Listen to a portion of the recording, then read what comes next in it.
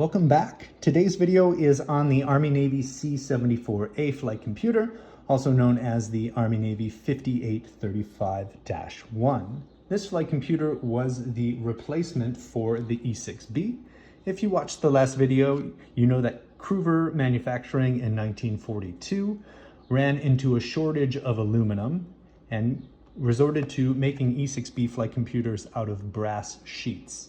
In order to fulfill the rest of the orders, and in World War II there were orders for over 400,000 flight computers, the E-6B design was transformed into an all-plastic design. So we can tell by looking at this that it's slightly thicker. It's actually lighter than the original E-6B, but slightly thicker to make up for the weaker materials that are used there. Cruver manufacturing had a unique feature on their bezels that they have this sort of scalloped edge. But other than that, these two devices are functionally equivalent. On the front face, you can spin the device with these aluminum nubs on the airspeed and altitude corrections, whereas on the 5835, we have these plastic nubs raised from the device.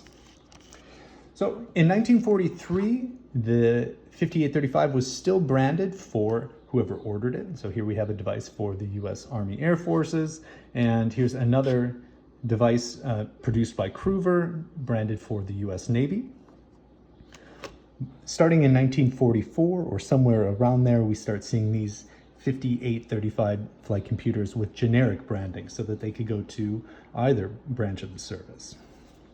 One minor difference here between these two devices, it's the actually only difference, is that the hour scale on the Army Air Forces flight computer uses a whole number, so 2 hours or 3 hours, whereas on the US Navy flight computer we have 2 hours and 0 minutes or 3 hours and 0 minutes. But other than that, these two devices are the same. As ever, it's fun to put these old computers to use. And so we will do some problems, but I thought it would be fun, rather than doing them here in the daylight, to actually take them into the dark so that you could see them in their native environment. The reason that we have black plastic with yellow paint is that the yellow paint is fluorescent paint, and it will glow in the dark under black lighting. So we'll take this device into the dark. So before we get there, we'll just talk through the problems real quick, because it might be a little hard to see in the dark. But we'll do a true airspeed problem where we assume a pressure altitude of 10,000 feet, an outside air temperature of 0 degrees Celsius, and an indicated airspeed of 145 knots. And from there, we'll find our true airspeed. And we'll also do a winds aloft problem where we set our true heading and our true airspeed. Then we imagine we flew over a checkpoint and realize that we're off course. So we retabulate our true course and our ground speed. And from that, those two sets of information, we're able to deduce our wind direction and our wind velocity. So without further ado, let's head into the dark and see what the 5835 looked like in a dark cockpit. Okay, here we are in the dark. You can imagine we're at the navigator's desk and we're just getting ready to flip on our black light. And there it is. That's what the 5835 looks like in its native environment. So nice luminescent paint on both sides of the device. It is a glow-in-the-dark flight computer. I'm not sure why they don't still make them like this. I think it's pretty cool. So let's jump into our problems. We have a pressure altitude here of 10,000 feet. So let's find our gauge marking for 10,000, which is right there, and line that up with the temperature of 0 degrees Celsius, which looks about like that. Then we find our indicated airspeed or calibrated airspeed on the inside of the device. So 145 will be right here. And the true airspeed is just outside of that. And it looks to me like it's about 171 knots. So that is how we figure out our true airspeed, 171 knots. All right, on to the wind problem. So here we put in what we know. We know that we are flying a heading of 116, and good luck to the pilots for flying that within 1 degree, but that's what we'll say we at least averaged, 116. We put the grommet of the device, the center of the bezel, on our true airspeed, which is 138 knots.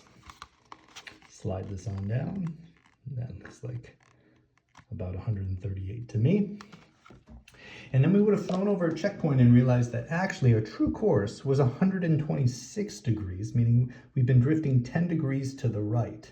So we have to put a mark somewhere here on this 10-degree drift line, and we put it at the intersection of where it meets a ground speed of 154 knots. Again, we would have been able to tabulate that from the time we went over our checkpoint. So there's that wind dot. It'd be a little bit easier here if we draw a line. A little easier to see to our wind dot. And I'll also add in an arrow so we remember which way the wind was pushing us. Now, this is essentially a drift angle at this, a drift triangle at this point. So in order to find out what where the wind was coming from, we just rotate the bezel until the wind vector is pointing straight down along the center of the device. So we turn it like this, line it up with the center line, and at the true index, we can go ahead and read where the wind is coming from. It's coming from approximately a heading of north. So we'll write our wind direction over here is coming from 360, roughly. And in order to find out the wind velocity, all we have to do is tabulate the number of units between the end of the wind vector and the grommet itself. So slide this down to an easy number here. Put that down on 100, just like this. And the grommet looks to me like it's at about 130, so a difference of about 30 knots. So our wind is coming from 360 at 30 knots.